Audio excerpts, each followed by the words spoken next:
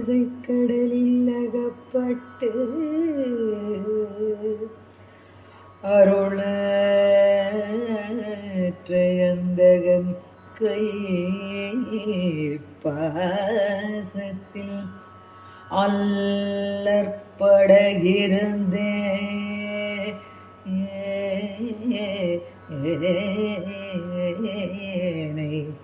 நில்பாதம்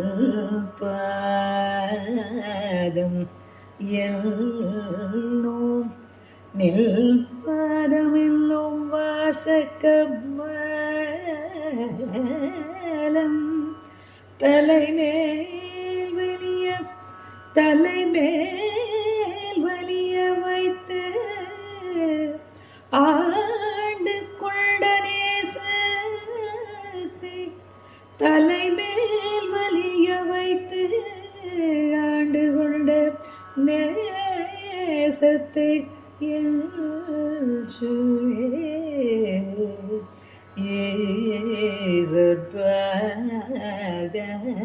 ஏசற்பாகத்து நேரிழையே.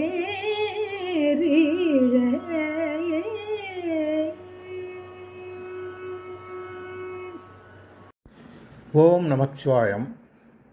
சிவதாசன் ஜெகநாதன். ஆன்மீக அன்பர்கள் அனைவருக்கும் இனிய காலை வணக்கம்.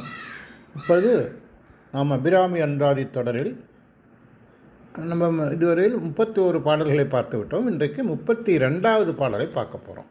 31வது பாடலில் அம்பாள் தன்னை ஆட்கொண்ட விதத்தை அழகாக சொன்னார். இப்போ எனக்கு இனிமேல் எந்த விதமான கவலையும் குறையும் இல்லை அப்படின்னு சொல்லிட்டு இந்த 32வது பாடலில் என்ன சொல்கிறான் அப்படின்னு சொன்னாக்கா, இந்த பிரபஞ்சம் என் பிறவி பெருங்கடலிலே அகப்பட்டு அதில் ஆசை என்ற கடலிலே உழுந்து யமன் என்ற அந்தகன் எப்பொழுது வருவானோ, அவன் தன்னுடைய பாசக்கயிற்றை என் மீது வீசி என்னை இழுத்து கொண்டு எப்பொழுது போவானோ என்ற பயத்தில் இருந்த என்னை உன்னுடைய அருள் என்ற பாதத்தை என்னுடைய சிரசிலே வைத்து என்னை ஆட்கொண்டதனால் யமன் என்கிட்டே வரமாட்டான்னா அந்த பயம் வராது. அதனால் அம்பா ஈசனுடன் இணையாக இருக்கின்ற தாயே உன்னுடைய நேசத்தைன்னு சொல்கிறார். அன்பை, பரிவை, கருணையின் பாசத்தை என்ன சொல்வேன் அப்படின்னு வியந்து பாராட்டுறார். அபிராமிப்பட்டார் பல பாடல்களில் தன்னுடைய வியப்பை காட்டுவார். ஏன்னா நம்ம இது பலமுறை சொல்லியிருக்கேன், இது உள்ள கிடக்கை அம்பத்தினுடைய இந்த ஆத்ம சமர்ப்பணம். இந்த உள்ளத்தில் என்ன தோணுதுன்னா இப்படியெல்லாம் ஆச்சரியமாக தோணும். பல விஷயங்கள் அவருக்கு இப்படி நடக்குதேன்னு தோணும். அந்த உள்ள கிடக்கை அதை ஆச்சரியமாக வெளிப்படுத்துகிறார். அதை தான் உன்னுடைய நேசத்தை நான் என் சொல்வேனே, நான் எப்படி சொல்ல முடியும் அப்படின்னு சொல்லி வியப்படைக்கிறார். அதுதான் இந்த பாட்டில் அழகாக சொல்கிறாரு. இந்த முதல்ல பாடலை பார்த்துருவோம். ஆசை கடலில் அகப்பட்டு அருளற்ற அந்தகன் கை பாசத்தில் அல்லல் பட இருந்தேனை நின் பாதம் என்னும் வாச கமலம் தலைமேல் வலிய வைத்து ஆண்டு கொண்ட நேசத்தை என் சொல்வேன் ஈசர் பாகத்து நேரிழையேங்கிறார். இது வழக்கம் போல் பரமேஸ்வரன் இங்கே கொண்டு வந்துடுவார். அவருடைய பாடல்களில் பரமேஸ்வரனை அநேக பாடல்களை கொண்டு வந்துடுவார். இங்கே முடிக்கும்போது ஈசர் பாகத்து நேரிழையேங்கிற ஈஸ்வரன் பரமேஸ்வரனுடைய இடப்பாகத்திலே வருகின்ற அம்மையே அப்படின்னு அதை சொல்கிறார். அதுதான் உன்னுடைய அந்த நேசத்தை, உன்னுடைய பரிவை, உன்னுடைய கருணையை, உன்னுடைய அருளை நான் என்ன சொல்வது அப்படின்னு எந்த சொல்கிறார். இப்போ நம்ம விளப்பா அது பொருள் என்னன்னு கேட்டிங்கன்னா, ஆசை கடலில் அகப்பட்டு இந்த பிரபஞ்சத்தில் பிறந்தவங்க எல்லாருக்கும் ஆசை உண்டுங்க. அதுவும் இந்த ஐம்புலன்களால் ஏற்படுகிற ஆசை, கண்டு கேட்டு உண்டு உற்று உயிர்த்து பார்க்குறதுல ஆசை, கேட்கறதுல ஆசை, உணர்வதில் ஆசை, அப்புறம் சுவைப்பதில் ஆசை, எல்லாத்துலேயும் ஆசை இருக்குது. இந்த ஆசைங்கிறது ஒரு பெரிய கடல், அந்த சமுத்திரம். இதில் அகப்பட்டு இந்த ஆசையில் அகப்பட்டதினால் நான் என்ன நினைக்கிறேன், இதிலேயே இருக்கணும், இந்த ஆசையிலேயே உழணும்னு நினைக்கும்போது என்னைக்காவது ஒரு நாள் அந்தகன் வரத்தான் செய்வான். அந்தகன் யாரையும் விடமாட்டான் இல்லையா? இந்த மிருத்யு அப்படிங்கிற அந்த அந்தகன் என்னைக்கும் விடமாட்டான். அவனோ அல்லது அவனுடைய தூதர்களோ கை பாசத்தில் அவங்க கயிறு வச்சுருக்கணும். பாசங்கிறது கயிறுலேயே அந்த கயிறை எடுத்துகிட்டு வருவாங்க. அந்த கயிறை தலையில் கழுத்தில் மாட்டி இழுக்க போகிறாங்க. அப்படிப்பட்ட நிலையில் அல்லல் பட இருந்தேன். அப்படி பயந்துக்கிட்டே இருந்தேன். அந்த நேரத்தில் நின் பாதம் என்னும் உன்னுடைய திருப்பாதம் என்னும் வாச கமலம், அந்த கமலம் பாதங்கிறது தாமரை, கமலம்னா தாமரை இல்லையா? தன்னுடைய பாதமாகிய தாமரை பாதத்தை அது எப்படிப்பட்டதா மனம் மிகுந்தது. மலருக்கு மனம் உண்டு. அது இல்லாமல் அம்பாளுடைய பாதமே வேதங்களே அம்பாளுடைய பாதமாக இருக்குன்னு சொல்லுவாங்க. அதனால் அது இல்லாமல் அம்பாளுடைய கிரகத்தின் படிகள் வேதங்களாக இருக்குன்னு சொல்லுவாங்க. வாசல் வேதமாக இருக்குன்னு சொல்லுவாங்க. அதனால் அம்பாளுடைய இணைந்தகள் எல்லாமே வேதமயமாக இருக்கும். அந்த வேதம் மணப்பது. அதனால் அந்த வாசக்கமலம் தலைமேல் வலிய வைத்து இங்கே ரெண்டு பண்ணுங்க தலைமேல். அப்போ குழந்தை மேலே அம்மா காலை வச்சா என்ன ஆகும் இல்லையா? நம்மளாம் குழந்தை அம்பாள் களை வச்சா என்ன ஆகும்? ஆனால் வலிய வைத்து, அதாவது இந்த வலிய வைத்துங்கிறதுக்கு ரெண்டு வலியன்னா அழுத்தி வைக்கிறது இல்லை. வலியன்னா தானே வலிய தானே வைத்து அம்பாள் நம்ம கூப்பிடாமல் வைத்து மெல்லிதாக வைத்து என்னை ஆட்கொண்டாய். அப்படிப்பட்ட நேசத்தை உன் அன்பை நான் என்ன சொல்வேன் ஈஸ்வர் பாகத்து நேரடியேன்னு சொன்னார். இப்போ இந்த இது கொஞ்சம் விளக்கமாக பார்க்கலாங்க. இது மனிதர்கள் எவ்வளவோ பக்திகள் செய்தாலும் ஞான விசாரங்கள் செய்தாலும் செய்ய வேண்டிய கர்மங்களெல்லாம் செய்து வாழ்ந்தாலும் மனதில் ஒரு வெறுமை இருக்கும். எல்லாருக்கும் ஏதோ ஒரு இன்கம்ப்ளீட்னஸ் இருக்கும். இதான் செய்யணுமோ, இவ்வளோலாம் செய்கிறோம், நல்லா அடிச்சிருக்கோம், நிறைய பொருள் இருக்குது, நிறைய பக்தி இருக்குது, இருந்தாலும் ஒரு வெறுமை, ஒரு சின்ன ஒரு எம்டி ஸ்பாட் இருக்கும். அது என்னன்னு கேட்டிங்கன்னா, இந்த பிறவி என்பது வந்துட்டோம், இறுதியில் மரணம் என்பது உறுதி. அதை நினைக்கும் போதே மனசில் ஒரு கலக்கம், வயிற்றிலே ஒரு கலக்கம், அப்படியே வயிறெல்லாம் கலக்கும். எவ்வளோ பெரியவாக இருந்தாலும் எவ்வளோ உயர்ந்தவர்களாக இருந்தாலும் இந்த மரணத்தை நினைக்கும் போது மனதிலே ஒரு கலக்கம் வரும். அதை அதனால் இந்த உலகத்தில் எவ்வளவு வலிமையினால் உயர்ந்தவனாக இருக்கலாம், அறிவாற்றலால் உயர்ந்தவனாக இருக்கலாம், செல்வத்தினால் உயர்ந்ததாக இருக்கலாம். இதெல்லாம் வச்சு நம்ம எது வேணாலும் சாதிக்கலாம்னா இந்த உலகத்தில் நிறைய விஷயங்கள் சாதிக்கலாம். பணத்தில் சாதிக்கிறவங்க இருக்கான், அறிவாற்றினால் சாதிப்பவர்கள் இருக்கிறார்கள், உடல் பலத்தினால் சாதிப்பவர்கள் இருக்கிறார்கள். ஆனால் இதை இதனால் நம்ம பல இன்னல்களிலிருந்து நாம் நீங்கி வாழலாம். ஆனால் இந்த செல்வம், உடல் வலிமை, அறிவாற்றை இவையெல்லாம் காலன் வந்துட்டான்னு வச்சுங்க, அவன் முன்னே எல்லாம் ஓடி போயிடும் இல்லையா? எவனுக்கு முன்னே எதுவுமே நிற்காது. எவ்வளோ பெரிய ஞானியாக இருந்தாலும் மரணம் வரும்போது இந்த மரணாவஸ்தை அப்படிங்கிறத அடைந்து இறந்து தான் போகிறார்கள் இல்லையா? அப்போ இதை அப்படியே வச்சுக்கோங்க. இப்போ இறைவன் மேலே பக்தி வைக்கிறோம், பல காரணங்கள் உண்டு இல்லையா? இந்த பக்தி எளிய நிலையிலும் சரி, நெடுநிலையிலும் சரி, முற்றிய நிலையிலும் சரி, இந்த பக்தி எதனால் வருது அப்படின்னு சொன்னால், பக்தி வர்றதுக்கு காரணமே கிடையாது. இறைவன் மேலே உள்ளத்தை இறைவனுடைய திருப்பாதத்தை அடைய வேண்டும் அப்படிங்கிறது தான் பக்தி. ஆனால் இப்போ நம்ம எல்லாத்தையும் சொல்கிறோம், ஒரு எந்த செயலுக்கு ஒரு டார்கெட் வேணும் இல்லையா? இப்போ எதை வச்சு இந்த பக்தி பண்ணுறது அப்படின்னு சொன்னால், நீங்கள் பணம் கொடுன்னு பண்ணுவாங்க, சில பேர் உடல் ஆரோக்கியம் கொடுன்னு பண்ணுவாங்க, சில பேர் எனக்கு அறிவு கொடுன்னு பண்ணுவாங்க. இது எல்லாத்தையும் விட ஒரு ஆணித்தரமான ஒரு டார்கெட் எதுன்னு கேட்டால் யம பயம். இந்த யம பயம் இருக்கிற வரைக்கும், ஐயோ இந்த யமன் வந்துருவானேங்கிற பயம் இருக்கும்போது அதுக்கு அதை தாங்கக்கூடிய, அதை எதிர்க்கக்கூடிய ஒரே வலிமை இறைவன் கருணைக்குத்தான் உண்டு இல்லையா? அப்போ இந்த யம பயம் இருக்கிற வரைக்கும் இறைவனுடைய பக்தியை நம் உள்ளத்திலே பெருகிக்கொண்டே போகும். இறைவன் நம்மை காப்பாற்றுவார், நம்ம அந்த பயத்தை போக்குவார். மிருத்யுஞ்சயம்னு சொல்கிறோம் இல்லையா? இந்த ருத்ரத்தில் சொல்லுங்க, திரையம்பகம் ஜாமகே சுகந்தி புஷ்டிவர்தனம் உருவார்கியோ பந்தனால் மிருத்யோர் முட்சியோராத்னம், அந்த ஸ்லோகம் சொல்லுது இல்லையா? அதே மாதிரி காலன் யமன் வருவான் என்ற பயத்துடன் இறைவனுடைய அடியை சேவித்தால் அப்போ இந்த பக்திக்கு ரொம்ப ஸ்ட்ராங்காக இருக்கும். இறுகப்படிச்சு பற்றட்டான் பற்றுகை பற்றோடு இருக்குன்னு சொல்லுறது மாதிரி அதை இறுக பற்றி கொள்ளலாம். லேசாக பிடிக்கிறது இல்லை, ரொம்ப இறுக பற்றி கொள்ளலாம். அதே மாதிரி இப்போ தலையில் ஒருத்தனுக்கு உடம்புல தீ பிடிச்சி போச்சுன்னா தண்ணி எடுத்து ஊற்றிக்கிறேன் இல்லையா? அந்த நேரத்தில் எது இருந்தாலும் எந்த தண்ணின்னு பார்க்கணும், எடுத்து ஊற்றிக்கிறோம். அதே மாதிரி இறைவனுடைய பக்தியும் நிறைவாக இருக்கும் அப்படிங்கிறாரு. அப்போ நம்ம தலைமாட்டில் யமன் நிற்கிறான் அப்படிங்கிற அந்த உணர்வு என்னைக்கும் இருக்க வேண்டும். அதனால் பக்தி வர வர வைரம் போல முருகி போகும். அது அதனுடைய விளைவு என்னென்னா ரொம்ப ஒரு ஆச்சரியமாக இருக்குங்க. இப்போ இறைவனுடைய திருவருள் நமக்கு கிடைத்து விட்டால் பிறகு யமனை பற்றி கவலையே இருக்காது இல்லையா? இப்போ ஒரு குழந்தை இருக்குது, குழந்தை பயந்துக்கிட்டே இருக்கும், இங்கே பூச்சி வருமோ நாய் வருமோ, அம்மா மடியில் பட்டு தூங்கும்போது அந்த குழந்தைக்கு எந்த பயமே கிடையாது. அதே மாதிரி நமக்கு இறைவனுடைய பேரொரு கருணை கிடைத்து விட்டால் யமனை பற்றி பயமே நமக்கு கவலை இல்லை, யமனை பற்றி நினைக்கவே மாட்டோம். நம்ம இறைவனை பற்றி நினைக்கும் யமனை பற்றி நினைப்போமா? இருக்க மாட்டோம்.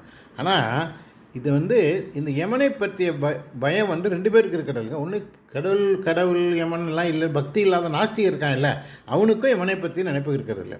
ஆனால் பரமேஸ்வருடைய அருளை, அம்பாளுடைய அருளை பெற்றவர்களுக்கும் அந்த யமனை பற்றி நினைப்பு வராது. ஏன்னா நம்ம எல்லாத்தையும் அவருடைய பாதத்திலே அணைத்து விட்டு அவருடைய பாதத்தில் நம்ம போட்டுட்டோம். அப்போ இந்த உலகில் வாழும் பொழுதே இருக்கும்போதே அருள் பலம் பெற்று இறைவனுடைய கருணையினால், அம்பாளுடைய கருணையினாலே பலத்தை பெற்று அந்த உறுதியினால் யமனை பற்றி கவலைப்படாமல் இருந்த ஒரு கூட்டம் இருக்குது. அது யாரெல்லாம்? பேரன்பர்கள், பேர் அருளை பெற்றவர்கள். அந்த கூட்டத்தை சேர்ந்தவர் தான் அபியமைப்பட்டவர். புரியா உங்களுக்கு? அவர் நீ நான் அம்பாள்கிட்ட பாதத்தில் அணைஞ்சிட்டேன், நீ எவன் வந்தானான்னு போகக்கூடாது. அந்த நிலையில் தான் இந்த பாடுறாரு. என்ன சொல்கிறாருன்னு கேட்டிங்கன்னா, அவா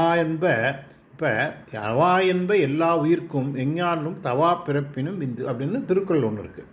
அந்த நிலையில் நம்முடைய மனிதன் தன்னுடைய ஆசா பாசங்களை திருப்திப்படுத்த வேண்டி பல பொருள்களை நாடுறான் இல்லையா?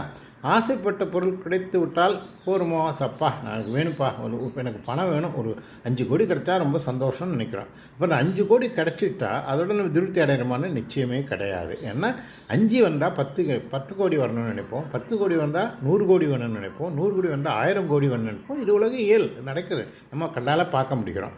அதனால் ஒரு பொருள் கிடைக்க அதை அனுபவிக்க நமக்கு திருப்தி வருவது இல்லை. அதை மேலும் போய்கொண்டே தான் இருக்கும். இது தாய்மானவர் அழகாக சொல்லியிருக்கார்கள் இல்லைங்களா? எல்லாருக்கும் தெரியும், ஆசைக்கோர் அளவில்லை அகிலமெல்லாம் கட்டி ஆளிடனும் கடல் மீதிலே ஆணைகள். இந்த உலகத்தெல்லாம் நீ எடுத்துக்கிட்டான்னு சொன்னாலும் அந்த கடலையும் எனக்கு கொடுன்னு கேட்பானா இல்லையா? அதே மாதிரி நிறைய அழகேசன் நிகராக அம்பன் வைத்த பேரும் ரசவாத வித்தை கலைவான்னு சொல்லுவார். இந்த அழகேசனா குபேரனுக்கு அளவான பணம் வச்சுருந்தாலும் ரசவாத வித்தை, இரும்பு பொண்ணாக்குற வித்தைக்கு அலைவான்னு சொல்லுவாங்க. அந்த வேண்டாம், அது மாதிரி ஆசைக்கே அளவில்லை. இப்போ அளவு கடந்த ஆசை பெருக என்னாகும்? ஆசை பெருகும்போது நிறைய நம்ம கர்மங்கள் செய்வோம். இந்த கர்மங்கள் என்ன பண்ணோம்? நம்ம பிறப்பை கூட்டும். பிறப்பும் தொடர்ந்து வந்து கொண்டே இருக்கும். இந்த ஆசையும் வருது, அதனால் கர்மங்களும் வருது, பிறப்பும் வருது. இப்போ ஆசை கடலானால், ஆசைங்கிறதே ஒரு பெரிய கடல், அதனால் பிறக்கக்கூடிய பிறப்பு ஒரு பெரிய சமுத்திரம். அதே பிறவி பெருங்கடல்னு சொல்லுவார் இல்லையா? பிறவி பெருங்கடல் நீந்தாதான் இறைவனுடைய சாதாரண திருக்குறள் சொல்லுவார். அதனால் பிறவி பெருங்கடலிலே நம்ம பிறந்து விட்டோம். இப்போ பிறந்து வந்துச்சுன்னா என்ன ஆகும்? பிறப்பு வந்துருச்சு. இப்போ என்ன நிச்சயமாக விடுறது கூட என்னன்னா இறப்பு. பிறப்பும் உண்டு, இறப்பும் உண்டு. அப்போ அந்த இறப்பின் போது யமன் வருவான், மரண பயம் வரும், அவன் கை பாசத்தை வீசி நம்மை இழுத்து கொண்டு போகுவான். ஆனால் இதை இது எல்லாத்தையும் நம்ம எவ்வளவோ ஆசைப்பட்டோம், எல்லாம் கிடைச்சோம். அது எல்லாம் இருந்தாலும் யமனுடைய பாசத்திலிருந்து சிக்காமல் தப்பிக்க முடியாது. ஆனால் அம்பிகையினுடைய திருவருளை பெற்றவர்களுக்கு இந்த நிலை மாறிடுதுங்கிறார். இந்த பிறவியின் இறுதியில் யமனை ஓட்ட வரும் நிலை அப்படிங்கிறது மட்டும் இல்லை, நமக்கு யமபாதம் இல்லைங்கிறதையும் உறுதி அப்படிங்கிறாரு. அதனால் இந்த யமபாதம் இல்லை, யம பயம் இல்லை அப்படிங்கும்போது உங்களுக்கு இன்பம் கிடைக்கிறது. அது முன்னாடியே உண்டாயிடுதுங்கிறாரு. இப்போ நீங்கள் கேட்கலாம், யமபாதம் உண்டான்னு கேட்குறான். இப்போ உடும் கூற்று என் செய்யணும்னு அருணகிரியார் சொல்லுவார். இன்னொரு நாளைக்கு அதை பற்றி சொல்கிறேன். யமன் வருவான், நிச்சயமாக வருவான். இங்கே யமபாதங்கிறது யம பயம் கிடையாது, மிருத்யு பயம் கிடையாது, மிருத்யு பயம் கிடையாது. அதே மிருத்யு பயம் இல்லைன்னா எப்போ போகிறோம்? எல்லோரும் போகிறோன்னு எல்லாருக்கும் தெரியும். இந்த end is known to everybody.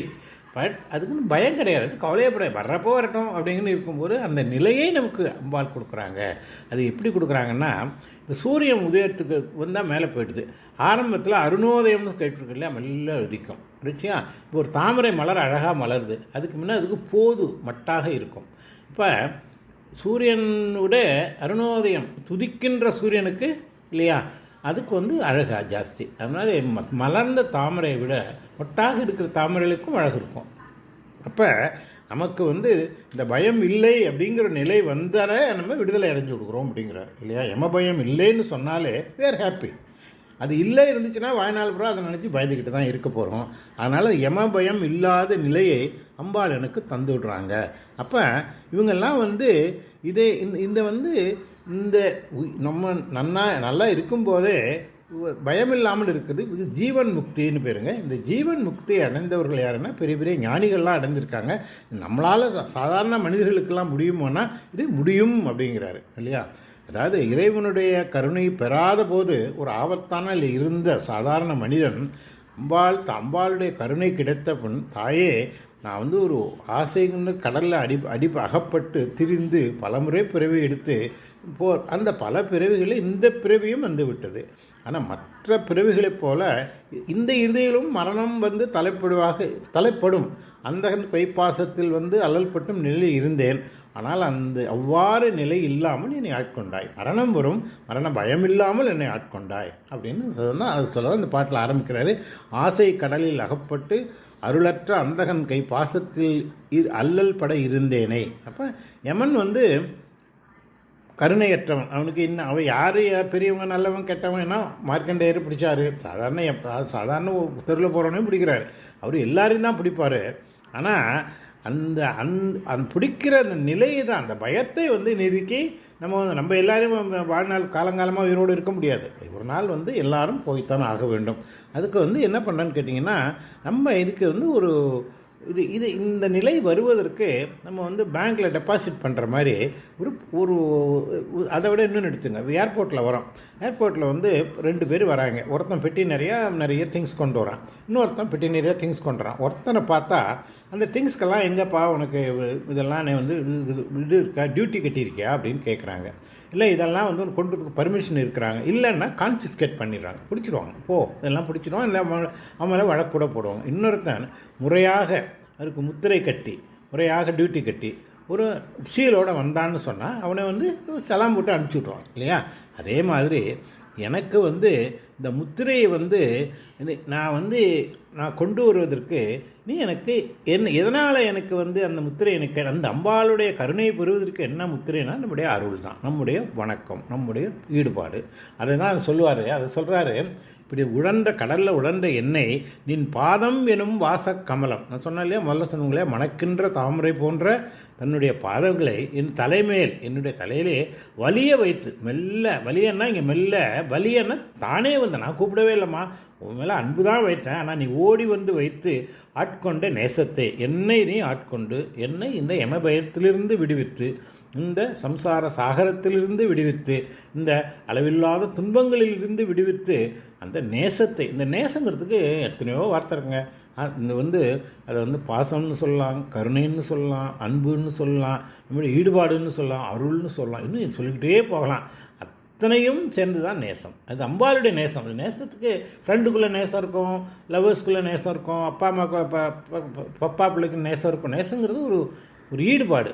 இந்த அம்பாளுடைய நேசங்கிறது அருள், கருணை, அந்த பாசம் இதெல்லாம் சேர்ந்தது தான் அம்பாளுடைய அந்த நேசத்தை வைத்தாய். இதை நான் என்ன சொல்கிறது, எனக்கு எப்படி சொல்கிறதே தெரியலையே அப்படின்னு வியந்து சொல்கிறாரு. சொல்லிவிட்டு வழக்கம் போல் அம்பாளையும் ஈஸ்வரனையும் சேர்த்து, எப்பொழுது நான் வந்து உன்னுடைய நீ என்னை நேசத்தை வைத்து என்னை ஆட்கொண்டு விட்டாய், இதை வந்து நீ ஈஸ்வர் பாகத்தை நேரிடையேங்கிற.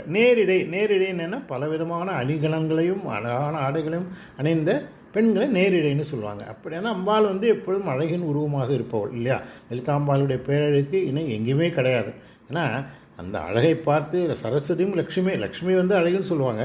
லக்ஷ்மியும் இன்னும் ரதியுமே வந்து பொறாமைப்பட்ட அழகு லலிதாம்பாளுடைய அழகு. ஏன்னா உலகத்தினுடைய அனைத்து பெண்களிலும் அழகானது அம்பாள் தான். அப்படிப்பட்ட நேரிழை, இந்த நேரிழை வந்து நீ சும்மாவே இருந்தாலும் அழகு தான். நீ பலவிதமான அணிகலங்களையும் ஆடைகளையும் அணிந்திருக்கிறார். எங்கே இருக்கிறார்னா ஈஸ்வரனுடன் இருக்கிறார். ஈஸ்வரன் எங்கே இருக்கிறாரு? ஈஸ்வரன் பாகம்னா வாம பாகம், அது இடது பாகத்திலே அமர்ந்திருக்கிறாய். ஈஸ்வருடன் அமர்ந்து இருக்கிறான்னு சொல்லும்போது இங்கே என்ன சொல்ல வரான்னு சொன்னால், நான் உன்னிட்ட எல்லாம் சொல்லிட்டேன், இது வந்து அவருக்கும் சேரும். அம்பாளை வணங்கும் போது அது வந்து ஈஸ்வரனுக்கும் அது சரி. ஏன்னா நீ அவருடைய பாகமாக தானே இருக்கிறார். அம்பாள் வந்து ஈஸ்வரன் அர்த்தநாரீஸ்வரராக இருக்கிறார். அம்பாள் வந்து அர்த்தேஸ்வர நாரியாக இருக்கிறதுனால நான் வணங்குகின்ற வாழ்த்துக்கள் எல்லாமே என்னுடைய துதிகள் அனைத்தும் உங்கள் இருவருக்கும் சேரும். என்னை நீங்கள் ஆட்கொண்டு விட்டீர்கள் அப்படின்னு அழகாக சொல்கிறாரு. மறுபடியும் அந்த பாடல் ஒன்றுமே ரொம்ப சிம்பிளான விஷயங்கள் தாங்க. இந்த உலகத்திலேருந்து ஆசை என்ற கடலே இந்த பஞ்சேந்திர கண்டு கேட்டு உண்டு உட்டு உயிர்த்த இந்த பஞ்சேந்திரங்களின் ஆசைகளுக்கு ஆட்பட்டு அல்லல்பட்டு அதனால் துன்பப்பட்டுகின்ற என்னை அந்த ஆசைகளிலிருந்து என்னை விடுவித்தாய். ஏன்னா அந்த விடுவித்ததுனால நான் வந்து இந்த பல தீய செயல்கள் செய்வதிலிருந்து நான் என்னுடைய கர்மாக்களை தீய கர்மாக்களை செய்யாமல் விடுபட்டேன். அப்படி செய்யறதுனால என்னுடைய பிறப்பு பலகாலம் பிறந்து இறந்து கொண்டிருந்த சுழற்சியிலிருந்து என்னை விடுபட வைத்தார். அதன் காரணமாக இறப்பு என்ற நிலை வராமல் எனக்கு வைத்தார். இறப்புனா மரணம் வேற, இறப்புங்கிறது இந்த ஆன்மா விடுபெறுதல், அதுதான் இறப்பில்லாத நிலை. அந்த ஆன்மா விடுபட வைத்ததுனால எவனோ இவன் தூதர்களோ அவருடைய பாசக்கயிற்றை என் மேல் எடுக்க விடாமல் செய்தாய். இதெல்லாம் இதை நீயே செய்தாயே தாயே, என்னுடைய நேசத்தை நான் என்னவென்று சொல்வேன் அப்படின்னு வியந்து, நீ ஈஸ்வருடைய பாகத்தில் உமையொரு பாகனாக இருக்கிறாய். அதனால் அந்த தன்மையை சொல்லி நான் வியந்து போற்றுகிறார் சொல்லி இந்த பதிவை நிறைவு செய்கிறேன். ரொம்ப ஒரு அழகான பாடல். இது 32வது பாடலுங்க. இதோட 32வது பாடலை நிறைவு செய்கிறேன். அடுத்த பதிவில் அடுத்த பாடலை பார்ப்போம். உங்கள் அனைவருக்கும் அபிராமி அம்மையின் கருணையும் பரமேஸ்வரன் பேரின் கடாட்சமும் குறைவில்லாது கிடைக்க வேண்டும் வாழ்த்தி நிறைவு செய்கிறேன். நன்றி, வணக்கம். சிவதாசன் ஜெகநாதன். ஓம் நமச்சிவாயம்.